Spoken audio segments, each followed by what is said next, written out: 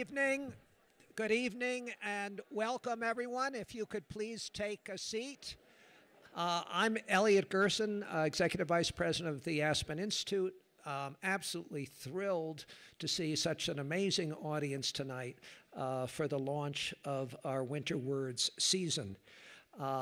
It's special thanks and special appreciation to the Advisory Council for Aspen Words, members of the National Council, all other members, and of course, all of you who are here because you either love literature, or you love amazing climbing, or you just enjoy the kinds of programs that Aspen Words puts on during the winter and the summer as well.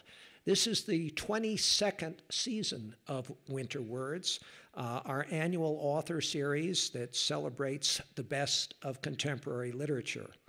This year brings 7 great writers at the height of their careers to 5 different events over the course of the ski season. From tonight's memoirist and rock climber extraordinaire to Pulitzer and other prize winners, leading thinkers, journalists, bestsellers, it's going to be an absolutely amazing season. I bring the best wishes of Adrian Brodeur, who couldn't be here tonight, who directs Aspen Words. And again, let me just give a special thanks to the National Council and the Advisory Board for working with such conscientiousness and such dedication to provide such a vibrant home for outstanding literature in the Roaring Fork Valley. With that, it's my great pleasure to bring up Carolyn Torrey, Program Manager of Aspen Words, who is going to tell you about this evening's program. Thank you very much.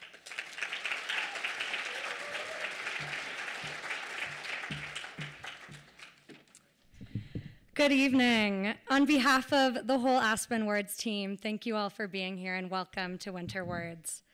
I have several people to thank tonight. Our season is only possible thanks to a number of partners and sponsors. Our season presenting sponsors, Beth and Josh Mondry and Helen and Wally Obermeyer. Our media partner, Aspen Sojourner, thank you for co-hosting tonight's membership reception at the Opera Gallery. If you're interested in learning about membership, talk to any one of our staff after the event out in the lobby. Also, media partners, the Aspen Times, Aspen Public Radio, and Aspen 82. Our lodging sponsors are the Gant, Frias, and Aspen Alps. And our grantors, thank you to the City of Aspen, Les Dames d'Aspen, and the Thrift Shop of Aspen. Finally, thank you to Aspen Snowmass and Four Mountain Sports for helping get all of our Winter Words authors out on the slopes, and to Asbarian Rug Company. Just join me in a quick round of applause for our sponsors.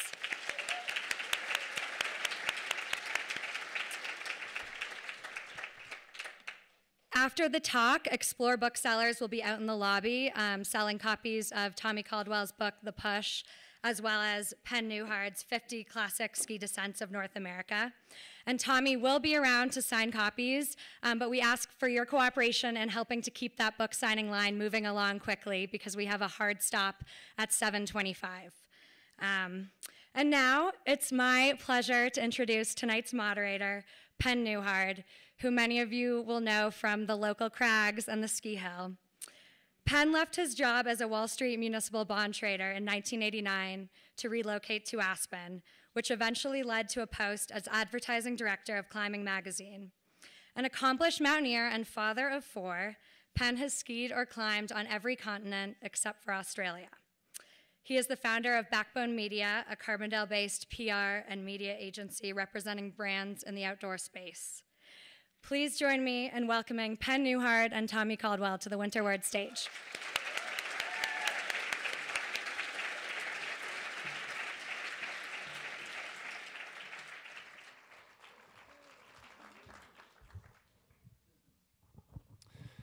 Okay, is that working for everyone in terms of the mic? Yeah, Tommy? Yeah, testing. Good to go. Great. So as Carolyn said, My name is Penn Newhard. I will be guiding this conversation here tonight with Tommy. Before we start, I do want to thank Aspen Words again. Thanks for bringing Tommy out, and for all of you here tonight. See a lot of familiar family and friends out here, so it's great. So one thing I will say is, as a climber myself, there are basically three types of climbing literature. There's mediocre climbing literature, that is abundant, and then there's a lot of climbing literature that is basically only interesting to climbers and skier types. It's for the high geek threshold, getting into the details. And then beyond that, every once in a while, a book comes along, and it's just like it goes deep into that endemic side of that to the core group, but then it's also expansive, and it's much more appealing to the broader base. And that's exactly what The Push is from Tommy. Unbelievable book, and as they said, you can get a copy outside, but wonderful book. Congratulations, Tommy, on that. So before we get started here, we are going to roll a trailer to a film. So beyond being a great writer, Tommy has been in two major films this past fall, one being The Dawn Wall, and then the second was a film by Jimmy Chin about Alex Honnold, who actually free solos El Capitan in Yosemite. And Tommy plays a very prominent role in that as well. So before we get started and jump into that, we're going to roll a trailer here, and then we'll get started with the conversation.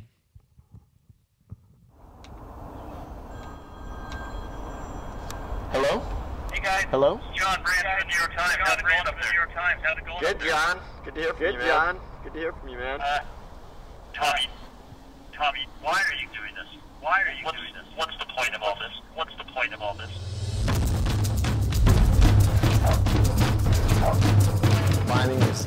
Climbing was kind of like the first day in my life where I could stand out a little bit. Tommy became known as one of the best young climbers. He was super ambitious. And I met this amazing talented climber. Got invited to go on this expedition to Kyrgyzstan. Just felt like kind of a dream come true. We wake up with these piercing, close gunshots. The rebels start marching us on a 6-day journey through the mountains. 4 young Americans abducted by rebels confront a life or death choice: to kill or be killed. Ever since Kyrgyzstan, I just have this fire in me that is different than anything I've had before. We've been following 2 climbers. Tommy Caldwell and Kevin Jorgensen making a historic climb up the side of Yosemite's El Capitan. Will it pay off? If Tommy and Kevin can do it, it would be the most continuously difficult rock climb in the world. Day one. Nothing else is even close to it. This was always Tommy's dream. He's put so much of his life into it. You failed on this thing like 800 times. Give it up. Where are the lines between dedication and obsession? Why am I doing this? How can you continue to beat your head against this wall? It's going to be now or it's going to be never. I want this for him so badly. Kevin Jorgensen is stuck. What happens if he doesn't make it? Do you say, you go ahead without me? Do you leave a guy behind? Early in the morning, there's this one panel of the wall that illuminates first. And that's why it's called the Dawn Wall.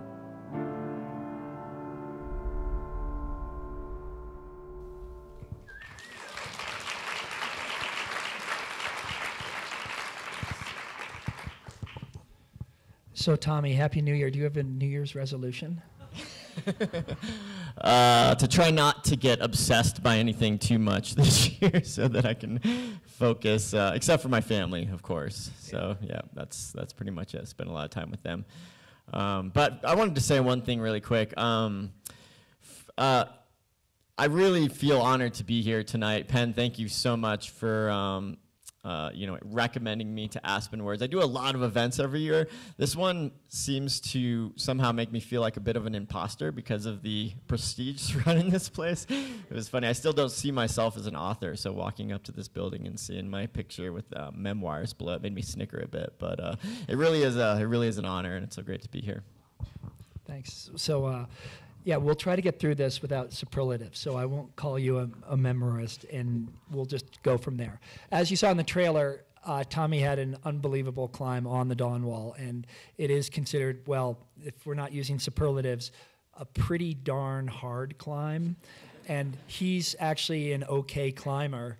But so in terms of this, we'll start on the films, and then we'll get to the book in a little bit, but you've climbed more free climbs on El Cap than anyone else. And for the Dawn Wall, it was an 8-year love affair. Can you unpack that a little bit and talk about what drives someone to try to climb something over the course of 8 years? I think I just sort of happened into it. I fell in love with El Cap. I got completely obsessed. I was pretty poor at most things in life. And it turns out that I was sort of good at climbing on El Cap. And so if you find that one thing that you're really good at, you kind of can't stop. And so, I went and I spent about 15 years trying to repeat all the existing free routes and then doing a bunch of my own. And then I got to this place where I wanted to really, figure out what I was capable of. And I think that was an outgrowth of other things that had happened in my life. But I wanted to, I just had some questions that needed to be answered. And so it started out sort of in a place of curiosity. And then it turned into this total love affair with the process of being there, and so that's what brought me there year after year. Like the idea of not going and working on the Dawn Wall each year made me sad, so I kept going back. So, backing up a little bit though, you said that you weren't really good at anything when you started out, and in the book it talks about you like not really walking for a little while and kind of developmentally being kind of taking your time. But I mean, what is it like to all of a sudden find that thing that really gets you excited and start to pursue that? Because I mean, as we were talking earlier, it's like when you found climbing, everything just kind of started to click. Is that true? Yeah, it really is true. And I think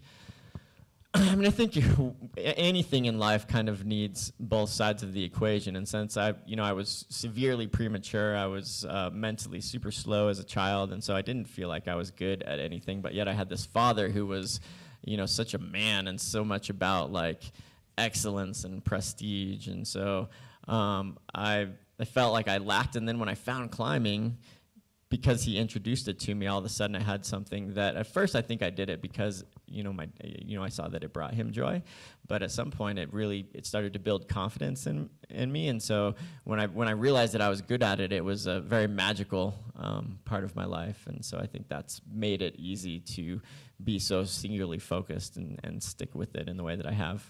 Yeah, and so tell us about the hole in the backyard of your house at Estes Park. You were digging a hole in the rocks, and that was kind of when you were like 6, 7, 8-ish, or is that the story? Yeah, I think this is actually the first story in my book is a story of me being actually like 3 to 4 years old was the time period, and I decided I was going to dig a hole to China, and and there was the ground in Estes Park, Colorado. There's not really dirt per se. It's like decomposing granite, and so I would get out there with at first a shovel and just like ta-ting, ta-ting, ta-ting for like hours a day, and eventually I got a pick and I started using that, and after a year I had managed to dig about a 3-foot hole. And I think I decided to start the book that way because I was odd as a child, and that has led to some great things in my life. So, yeah. Odd but determined. Yeah, I like that. But so you climbed all these routes on El Cap, and then you decided to project the Dawn Wall. And in the book it talks, and in the film it talks about it going over 8 years. Can you talk about the partnerships? I mean, were people starting to question? I mean, obviously you had the resolve, just as you demonstrated as in your work release program at age 4. But what was that like, trying to find partners? Because that's a big ask. right? To get someone to go up there with you? Yeah, I mean, the resolve part is funny because I think that digging a hole to China, as in climbing the Dawn Wall, wasn't for me so much about accomplishing that goal in the end. It was more about, like, I got addicted to the process. And you're right, it is hard to convince other people to come along, to accompany you on a project like that, because most people who join something like that are really going to be looking at it in terms of, like, what can we accomplish, because it takes a lot of work, a ton of work. And so, honestly, for the first year, I didn't think that there was any chance I would find a partner. So I just went up there alone, and I would swing around and I'd camp up there. I spent many weeks up on the side of El Cap all alone, and it was, in some ways, it fulfilled that same sort of thing that digging the hole did. I think I liked the methodical nature of being outside and kind of like working towards something. I liked working hard. But I didn't think anybody else would want to do that. So Kevin Jorgensen, who ended up being my partner, he just called me one day and he said he wanted to accompany me, and I was feeling kind of lonely. And I was like, sure, you can come and give it a shot. And I never really thought he'd stick around, and he did. And so, without giving away too much of the story, though, Tommy and Kevin start climbing this route, which is considered one of the continuously hardest routes in the world. And Tommy starts having success through this one really difficult bit, and Kevin is struggling on that part. And at this point, the New York Times has caught wind of this, and the media is kind of gaining momentum on the story. And it seemed to me, well, you were doing the interview in the trailer with John Branch from the New York Times. Is it true that you actually chucked your phone off the portal edge, or was it truly dropped, or was it kind of semi-accidental? It was accidental, but to give you a little context there, so we worked on the route for 7 years. Actually, I worked on the route for 7 years, and then our goal at the end was to, after we had figured it all out, to go back to the beginning and do a continuous push, and that ended up taking 19 days. And during those 19 days was when when the story kind of went viral in the media, which was completely unexpected and unplanned. But so as you're having success and going across and Kevin is struggling, can you talk about the partnership there and the friendship that you forged? Because I think a lot of people here who do stuff in the mountains realize that, yeah, there's the element of going on the adventure, but it's really the shared experience that really is the test of time. So can you expound upon that relationship with Kevin, and was it hard for you, because success was fairly, after you got through those middle pitches, it seemed fairly close, but you were, very determined to wait for Kevin. So can you talk about that? Yeah, the relationship with Kevin is a fascinating one to me, because I think most of the real strong climbing relationships that I've had in my life are, those people that you're close with become people that you become quite vulnerable with. You talk to them about your relationship issues. You reveal a lot. Like, I think when you do something scary with somebody, it creates this vulnerability that bonds you very closely. And so that's one of the main reasons I climb, is because we crave that brotherhood or that sisterhood. Kevin was different. It was never like that, actually. He wasn't willing to be vulnerable. He's kind of a bit of a different generation. I went through a divorce when I was climbing on the Dawn Wall with him. He went through a major breakup. We didn't talk about that stuff. It was really quite strange in a lot of ways. But there was this sort of this underlying ideal that climbing is more about that personal relationship than it is about the accomplishment of it. And for me, it seemed pretty obvious. Like, the right thing to do is to wait for your partner. You don't leave your brother laying down in the field.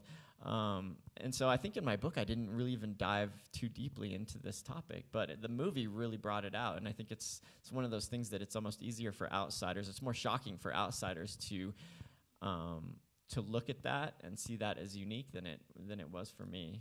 But people like to talk about it. I think it's the highlight of the movie in a lot of ways, and it makes me appreciate it more. It's funny, sometimes you need an outside perspective. So for the people here, can you talk about, I mean, give them an idea of just how hard some of those middle pitches were. I mean, I forget whether it's in the film or the book or both, but at one point you built your training wall, your Woody at home in Estes Park, to simulate some of the moves. I mean, can you give them an idea of the exposure and the gear and some of the falls that you were taking? Just to give them a little bit of context, and then we'll move off of the Dawn Wall for a little bit. Yeah, I think one of the things that fascinates me the most in life is taking something and breaking it down to the smallest little bits that it can be broken down to, and dissecting those and analyzing them. I must be a bit of a scientist at heart. And so one thing that I loved about the Dawn Wall is that it was so hard for me that it had to be climbed exactly perfectly. So on the hard sections, which is the traverse that you talked about, we had to analyze every detail of every body movement, really closely think about the angle that the rubber on our shoes was contacting the surface of the rock, the temperature. We would take sandpaper and razor blades and kind of shape the edge of our shoes. We changed our diet. We would eat things that would kind of fuel our skin from the inside out. I invented a new shoe. A company that I worked with invented a skin cream to increase blood flow to make it so we would heal faster. The hardest move I did, I rebuilt on the side of my storage shed. I brought a tape measure up on the side of El Cap, and I measured out all the holds and took pictures of them and measured it. I downloaded an app on my phone that I could measure angles, and I mapped it all out as exactly as I could and rebuilt it at home so I could try it at my house. And I literally tried it probably tens of thousands of times in the off season. And so breaking it down to that level was absolutely fascinating to me. And then there's the element of trying to overcome the sort of guttural fear that you have up there. You talked about the falls. We were climbing on a lot of terrain where the protection is quite bad. So as you lead climb, you clip yourself in every few feet to different pieces of climbing protection. Some of them are quite good, some of them are bad. So sometimes when you fall, they just ping out of the wall, and so each time a piece of protection falls, you fall farther and farther, and that's pretty scary. And so it's hard to, sometimes we'd fall up to 100 feet, I would say. But if you climb with that thought in your mind that you're going to climb 100 feet, there's no way you can focus on all the little details that you're trying to memorize. So we had to spend a lot of time just trying to get ourselves to focus and gain trust in the gear. At one point, we decided to go to the top of El Cap and just tie into the end of a rope and tie the other end into an anchor point like 50 feet away from us and just leap off the top of El Cap and take this 200-foot free fall. And my idea was that we were never going to probably take a 200-foot fall up there, so if I had experienced that, then I wouldn't be thinking so much about it. That plan kind of backfired. I remember after that, every time I'd be above my gear, I'd remember that sensation of my stomach falling out and the wall whipping by really fast and the wind in my ears. Anyways. Yeah, you might have overthought that one a little bit, yeah. And also, you climbed at night for better temperature and better friction. So, then when you do fall off, it's just like you just plummet into the darkness. It's funny, we started climbing, the first season that we went up on the Dawn Wall, we started in September, and it was too hot. So the next year, we kind of pushed the meat of the season back to October, and then November, and then December, and then we started climbing at night. And we just realized that the colder, the better, really. It needed to be dry, but the rubber on your shoes is a bit harder, and your skin is a bit harder when it's cold. So we'd be climbing in pretty bitterly cold conditions, and that seemed to work the best. But climbing, 2,000 feet off the ground in the middle of the night when it's windy and super gnarly out is pretty scary. But after a while, you start to get used to it, and I started to feel like we'd bring these big lights up there, and I started to feel like the comfort of that bubble of light was a little bit like sitting around a campfire. You stopped thinking about the ground. It made it feel more intimate, and I actually really enjoyed the nighttime climbing in the end. Yeah, great. So switching over, there was another film out this fall. As I said, it was about Alex Honnold, who's a very good friend of yours. And he ended up on the left side. The Dawn Wall is on the right side of El Cap. As you look at it, the left side is Free Rider, and that's the route that Alex free soloed, so climbed it completely without a rope. And throughout the film, Tommy is in that, and you know, can you just give a little insight to the crowd as to, I mean, in the film, you talk about how nuts this whole thing was for Alex to even attempt this or consider it. And can you just expound upon that a little bit or give some personal insight? I mean, knowing Alex so well and knowing El Cap so well, what's it like for someone the audacity of that, to try that? Yeah, I mean, maybe it's worth explaining for a second the difference between the Dawn Wall and Alex's climb. The Dawn Wall is, you know, the hardest physical climb on El Cap, but it's not, you know, all that dangerous. Alex's free solo of the Free Rider is, you know, arguably the most dangerous athletic feat of all time, I would say. And even though the climbing is much easier, it's like you can't fall. I fell tens of thousands of times on the Dawn Wall. Alex, when he free solos El Cap, if he falls once, he dies. So, yeah, I mean, and he's one of my best friends. So I spent a year kind of in and around his scene of making the movie and helping him prepare, and being stressed out by the whole thing, unbelievably.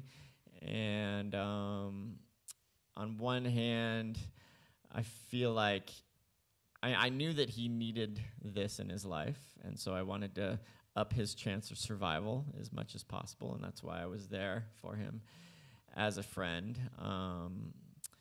But I didn't want him to do it. And so I think that, I guess in that movie, that comes across a bit. I'm kind of the sane one, maybe, just making him question his life choices a little bit. Do you think that having done that, will he continue on a similar path? Or, I mean, is that a pinnacle achievement for him? Will it be easy for him to back off that? Or? I mean, I think Alex is, he's got to be one of the most, I mean, he's a true outlier. He's both physically and psychologically, he's just different than anybody else. And he's incredibly smart. And I do think that he understands that that is not a path towards survival. Like, if he kept pursuing goals like that, he would not live. And I think he's smart enough to see that, and so I do think he's going to back off. Yeah. So switching more towards the book now, we touched on your childhood and digging the hole, and we touched on your father, who was a very positive influence on you. And so the first climbing competition, basically, that you ever entered, was it Snowbird, or the first major one, and you ended up being kind of like a dark horse, last minute kind of, oh, we'll put Tommy in against all the best climbers in the world, and then you won that. Is that how that went down? Yeah, kind of. I mean, I was just on a summertime road trip with my dad. I kind of climbed as a child because that's what we did as a family. I didn't know anything different. There weren't other kids climbing at that, back then. I'd go to places like Rifle, Colorado was one of our favorite places to go. And yeah, there was just really nobody to compare myself to. So when I entered that competition at Snowbird, I just didn't know that I was good. And so when I won it, and I knew that there was other people there that were, experienced and some of the best climbers in the U.S., that was sort of a illuminating moment. I was like, wow, I could actually pursue this and make a life of it. And so it completely changed my life, because I was climbing as a hobby, and after that I was climbing as that's all I thought about. Right. So you at that point, there truly weren't really that many professional climbers in the world. I mean, there were a handful of Europeans, but so it was kind of an uncharted territory for you. Yeah, and in the world of rock climbing, being a professional climber probably meant from sponsorship and competition winnings combined, you'd make $50 a month. Yeah, so not much of a profession. Yeah. So that's why you still part-time live in the van. But so once you became sponsored, you ended up going over to Kyrgyzstan, to the Aksu area. And it's in the trailer, you guys go up on a wall, you and at that point it's your girlfriend, right, Beth, and two other friends, and all of a sudden terrorists show up, start shooting at you, and can you talk a little bit about, well, number one, what's it like to be kidnapped? And then what's it like to be unkidnapped?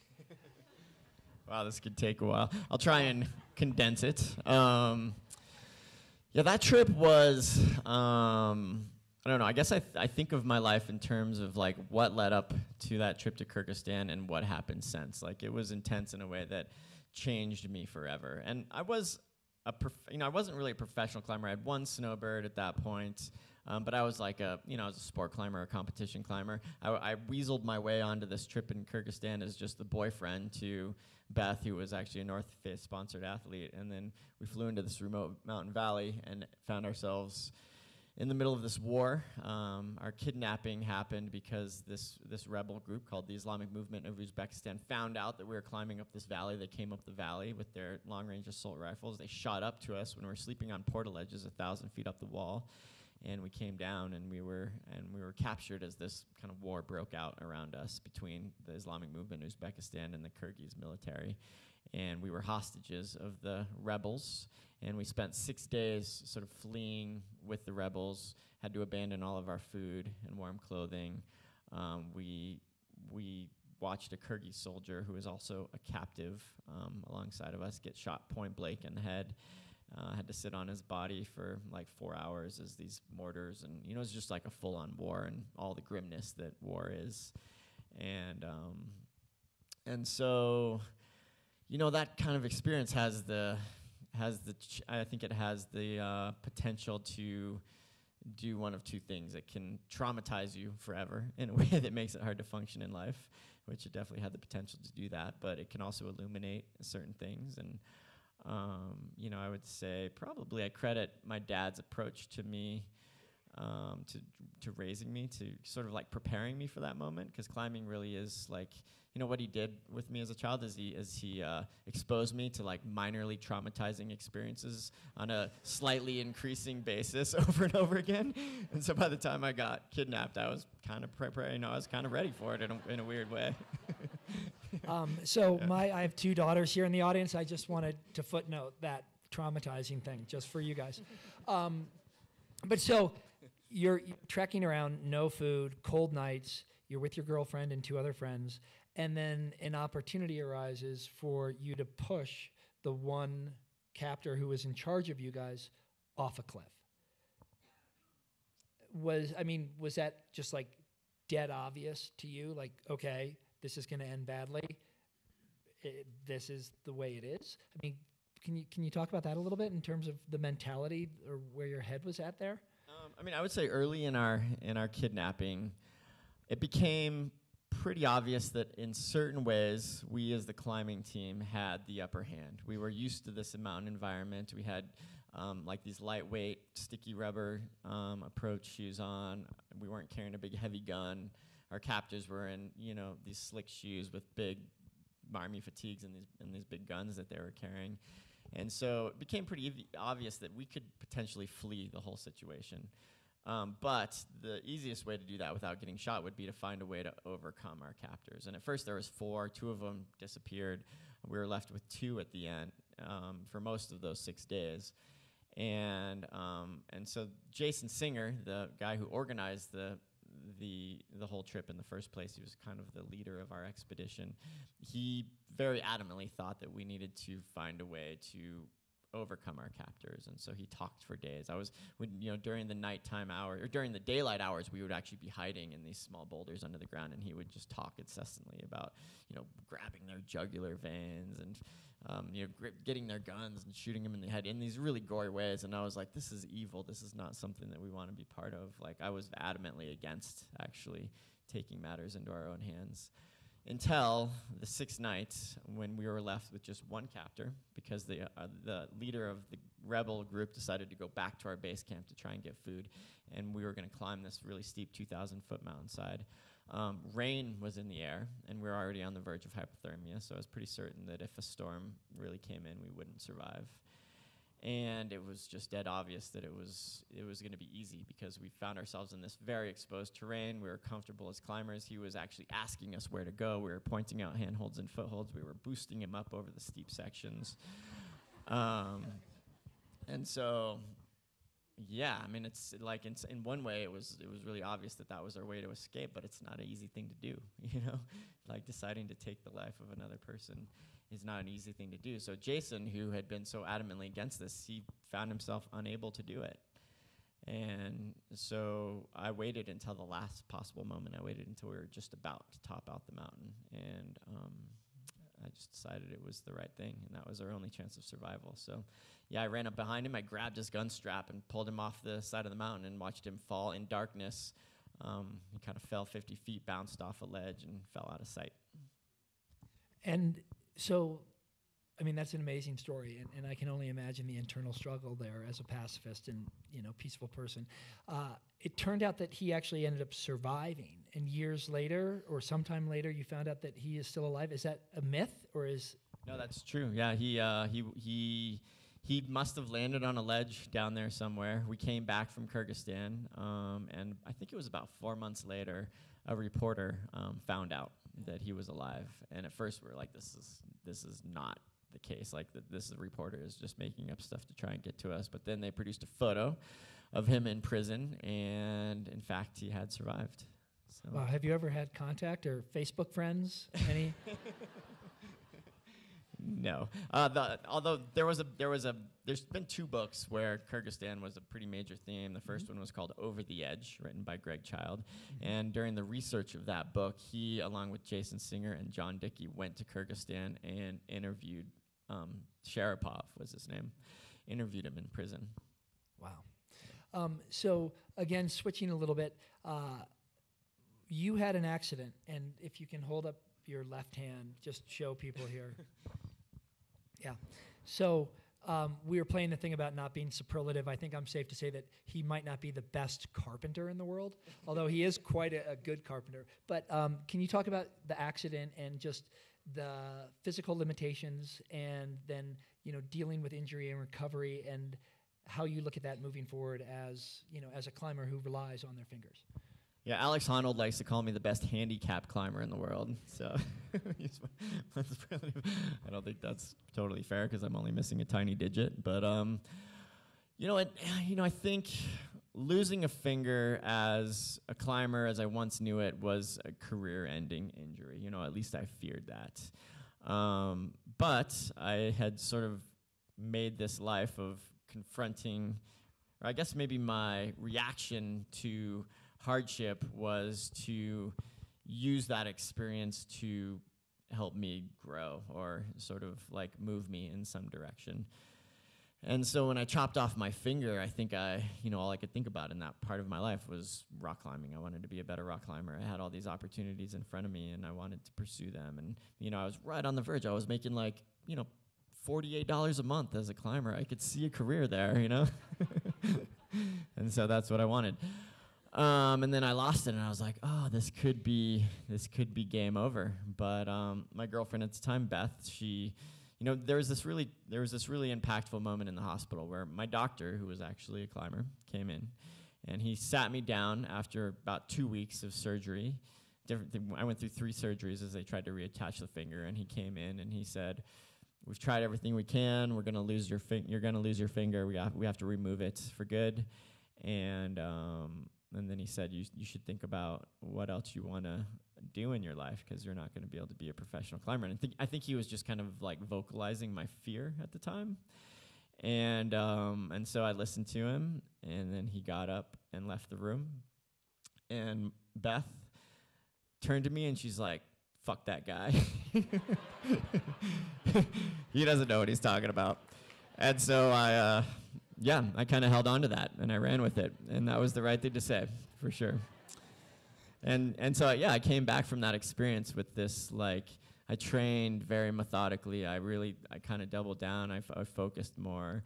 I started analyzing things in a way that kind of turned into the dawn wall. Like, I analyzed everything about how I climbed and what I did. I also shifted more towards adventure climbing. I could have gone more towards competition and sport climbing, but on one level I knew I could never probably reach my full potential with only 9 fingers in that realm. So it kind of put me in the world that I ended up excelling at anyway. So it was a blessing in the end. Yeah. Fantastic. So you talk about the hardship, and you've talked a little bit about suffering. So where I want to spend the last few minutes is, you basically dropped out of high school to become a climber, and you did squeak through, as you said, finally. But the art of suffering, a lot of writers talk about, going into the pain cave and how difficult writing is. Do you see comparisons between the effort and sustained effort and suffering that you've put into the physical that you had to go through in order to write the book, The Push? Yeah, absolutely. I mean, I think that I need the pain. And so when I decided to write this book, the first thing I did is I called up my good friends, Jim Collins, who's a really good business writer, and John Krakauer, who has written great adventure books, and or I guess all sorts of interesting books. But anyways, I had the chance to sit down with them, and I remember Jim first lamenting about the writing process. He's like, usually in the final stages of writing a book, I get like boils on my lips and I lose like 20 pounds. And then John Krakauer was like, you just got to think of it like ditch digging. You got to get in that ditch and you got to dig like 3 feet every day, no matter if you're feeling it or not. And I was like, man, I've been digging ditches my whole life. I can write a book. And so that appealed to me. And so anything that is good about this book kind of came out of that mentality. I spent 30 to 40 hours a week for a year behind my computer, totally obsessing about trying to make this book as good as I could. I gathered a team, much the way you do in climbing, of experts to help me do it. And it was really, it was just about working really hard. Regarding that, there's a quote, I believe it's in the epilogue, that reads, "I always thought my deepest fulfillment came from the mountains, and that's why climbing has been my art. But as I wrote this book, I was surprised to find that the act of creating, even behind a keyboard or when speaking to an audience, feels deeply rewarding. Maybe all along the appeal has lain in the satisfaction of giving fully of myself. Maybe climbing wasn't always the answer, but the venue."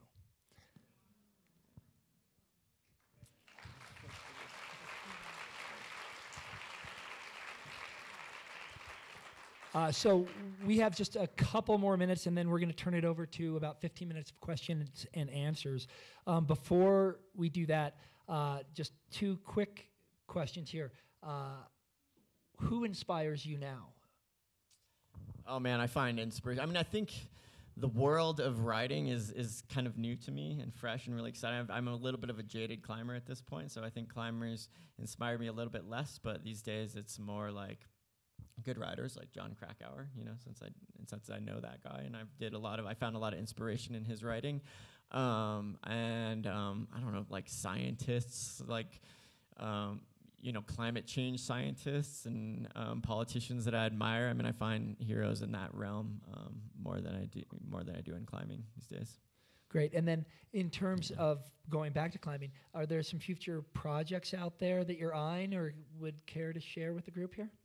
I mean, I kind of can't stop going back to El Cap, weirdly. It's just like I'm so addicted to it, and it turns out it's a really good formula with my family. Like, they love living in the campground in Yosemite, and so we'll go there and we'll spend 2 to 3 months a year with my kids running around in the big magnificent trees and kind of experiencing Yosemite the same way I did when I was a little kid, and then I get to escape up onto the walls. And so I have another project near the Dawn Wall that I've been sort of dabbling on, is as much as I can. I haven't decided to fully focus yet, because I know once I do, it will demand a lot of me. But yeah, I mean, I still am out there. Like, climbing's my food. I have to continue to do it as much as possible. Sure. And then last thing, and we touched on this a little bit earlier, do you think you'll take on another major writing project in the future at some point? Yeah, I mean, I think I will someday. Like I said, my heroes are writers. I do read quite a bit these days, and I think I'm fascinated by the craft of forming a good story. And so I'll wait until there is a story that becomes something that I can't not, a book that is, I think the Dawn Wall became something that I could not climb, and I think a writing project is the same way. It has to capture me in a way that there's no option, but I'm certainly open to that. Fantastic. And so now we have microphones on both aisles. Oh, we have a question right up here in the front. After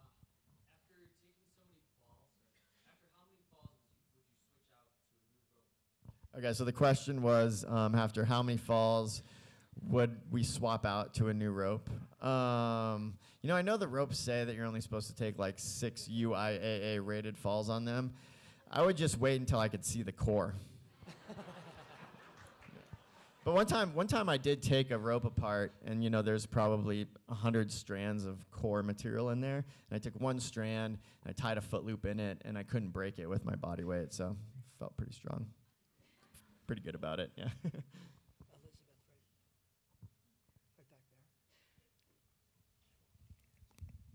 I'm just wondering, I know that you did a bunch of collaboration in writing with Kelly Cordes, and I'm just thinking about climbing partnerships and writing partnerships. If you could talk a little bit about that partnership with Kelly.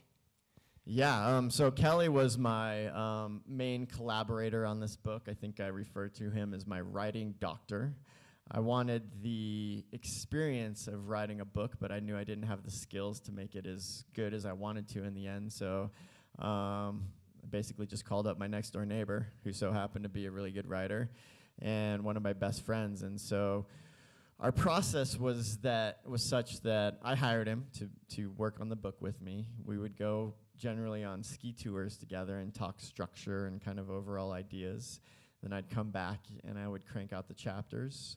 And then after I'd finish a chapter, I'd send it to him, and then he would help me kind of form and craft it in a way. And through this process, he became, you know, not only my writing doctor, but my personal therapist in a lot of ways, and you know, one of my very best friends. I was incredibly lucky. I think that our working relationship was one that is a little bit unique in the writing world. I didn't have any holdups to being a good author. Like I was a D English student in high school, and so I knew the mechanics of writing were going to be quite tough for me. So I didn't. You know, I felt like finding people to really help me through that part was necessary and a good thing. And so, yeah, Kelly was really incredible.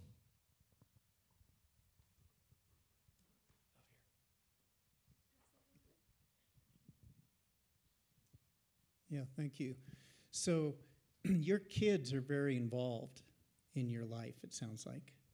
So, as a father, what do you think they are learning distinctly from you, from your example, from the lifestyle, and how would you feel about them doing what you and Alex Honnold have committed to? Yeah, that's such a great question. You know, I hope that what they're learning, and probably people other than me can probably see the situation a little more clearly than I can as a father.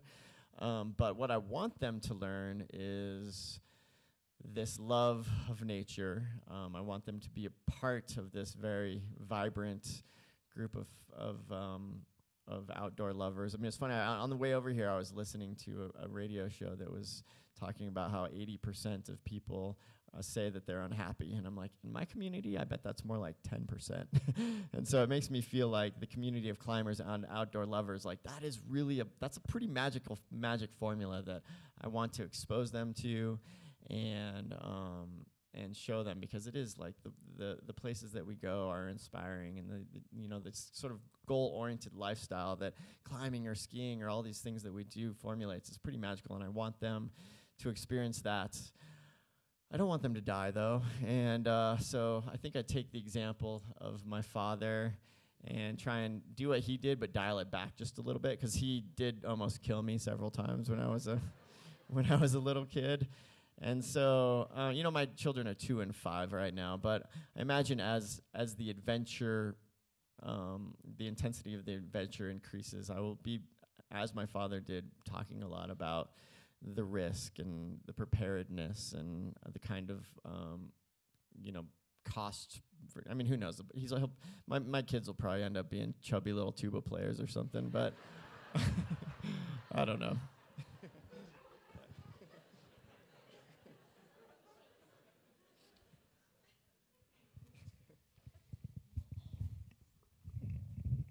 Thank you for being here. How do you problem solve when you're climbing something and it's not going the way you think it should? I mean, that's you know, there's certain things, you know, there's certain ways in life that sheer grit has allowed me to, you know, kind of excel at certain things. But I would say if there's one just God-given thing that I've always had, it's this sort of this tenacity, this unbelievable optimism that what I'm doing is worth it, or that I will I enjoy it despite how kind of painful it might be. And so that's what I do when things get hard. I just go to this place of optimism and I focus on the growth and sort of the mechanics and the methodical sort of nature of just going out and grinding it out.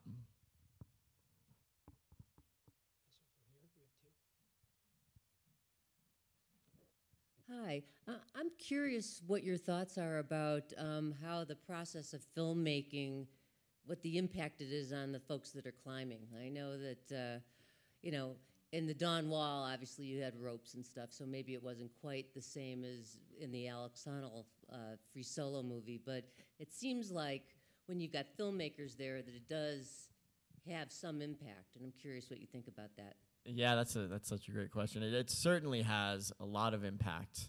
On the Dawn Wall, in some ways it was a really good climb to film because we were climbing so darn slow, and you can fix ropes to the wall, which we did a lot of, and then the photographers can use those ropes to swing around and hang out with you, and so they were up there for parts of all 7 years, and we became good friends with them. And in a way, it was really helpful because if it was just me and Kevin up there, we might have gotten tired of each other after a while. But it was me and Kevin and Brett and Josh Lowell, and so it really felt like a team. And I loved that. I mean, they were almost my partners in a similar capacity that Kevin was. And also, I think, Kevin, like I said, he's like 8 years younger than me. I was sort of a curmudgeon when it came to social media. Kevin totally embraced it. I think having filmers and the idea of this becoming a film really was quite motivating to Kevin, and actually helped him along. Like, I remember we spent about 6 months climbing on the wall together, just me and him, and he was like kind of timid at times, which granted you should be if you've never been that high off the ground. He was just a boulder, and then we went to this side of El Cap and we're climbing hard moves and taking big falls, like 3,000 feet off the ground.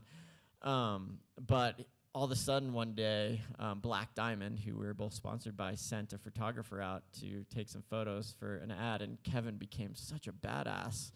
And I was like, wow, this is really helpful. It was like a big jump, and then that helped him gain confidence and helped push it forward. Watching Alex get filmed was really, really interesting, because this was a climb that he really, there's a high chance that he was going to die on film. And so watching Jimmy Chin kind of process that and figure out what that meant, it took an incredible amount of boldness, and it took faith in Alex that he was going to make the right decision, and that decision being the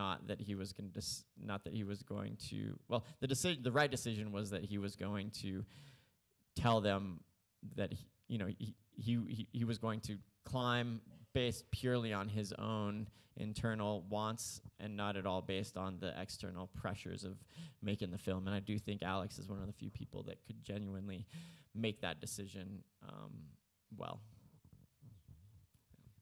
Do we have time for one more here? Here in the middle? Just a question about the human aging process catches up with all of us. When will it catch up with climbers like yourself? Oh, it already has for me, yeah. No, it's funny. It depends on the style of climbing. I think it's funny. I was talking to one of the best sport climbers I know, this guy named Tommy Caldwell, the other day, and I think he's like 27 years old, maybe. And I was like, oh, have you had any aspirations to be in the Olympics? And he's like, I'm too old for that. So, for that style of athlete, maybe you age out of it quite young. But for more adventurous styles of climbing, experience is a huge part of it. And so you peak much later in life. But I will say that I'm not looking to top the Dawn Wall in terms of difficulty. So I do feel like I'm already on the downward spiral. And then I think we have one more right here. young man. Can you just wait for the microphone for 1 second?